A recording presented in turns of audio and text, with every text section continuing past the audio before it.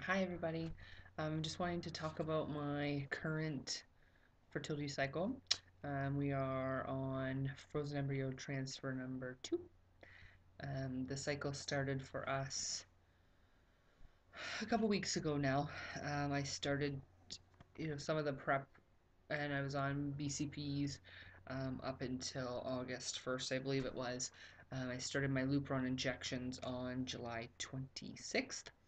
I went for my baseline ultrasound, so I'm just going to refer to my paperwork, on August 7th, and everything was fine for that. I started my estrogen patches that day, continued my Lupron. On the 14th, so the beginning of this week, I had another ultrasound done, and all was well. Things are going in the right direction still at this point. I follow up for another ultrasound on Monday, which is the 20th at 6:30 in the morning, which sucks, but at least I don't have to miss work. Um, so that morning, I will find out if my lining is thickening and if things are going in the right direction.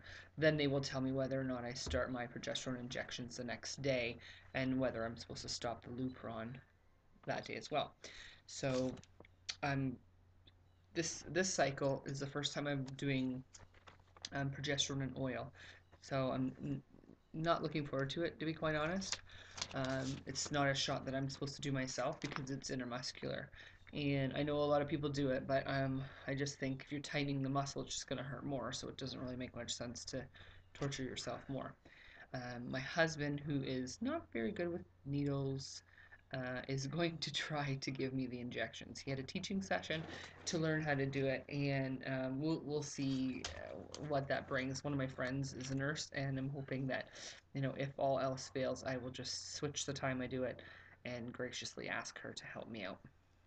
So, otherwise, we'll just have to figure something out because my doctor really thinks it's necessary for me to be on progesterone and oil this time because I've had now a chemical pregnancy, a canceled cycle, a chemical pregnancy, and a miscarriage. So he just thinks that the progesterone oil will only support it that much more. And I'm hoping for this cycle that the transfer will take place on August the 25th. So we will just, sorry, I'm pausing my TV here. So we will just have to wait and see what the 20th brings in order to determine whether or not we'll go forth on the 25th with thawing some embryos. So we live about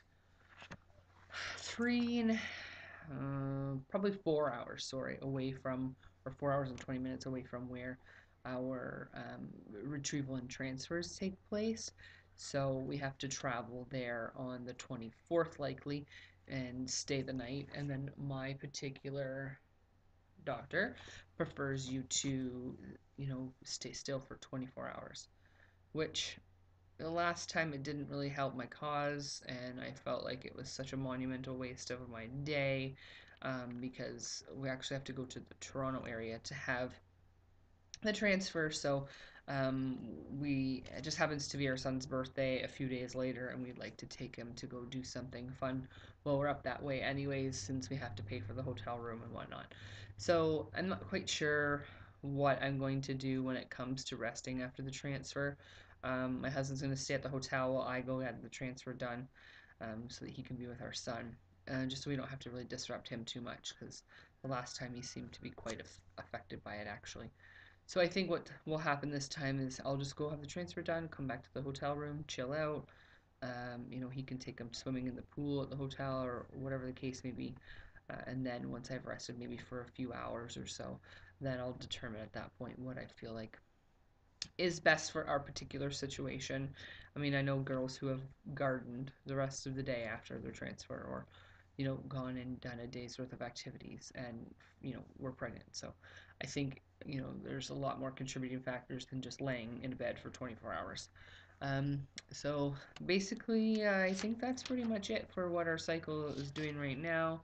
Um, I will update you more next week once I know whether or not the cycle is a go ahead. It's likely that I will have a second ultrasound next week, or technically will be my fourth ultrasound, but I'll have it next week near the end of the week just to make sure my lining is where it needs to be.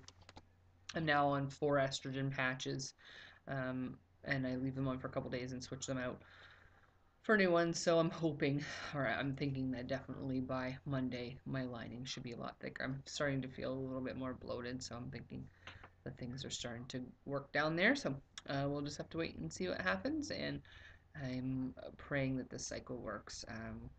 You know, I have many reasons, just like everybody else, as to why we would really hope that this works. And I'm just getting quite emotionally drained from it all. So, looking forward to having a positive beta in September.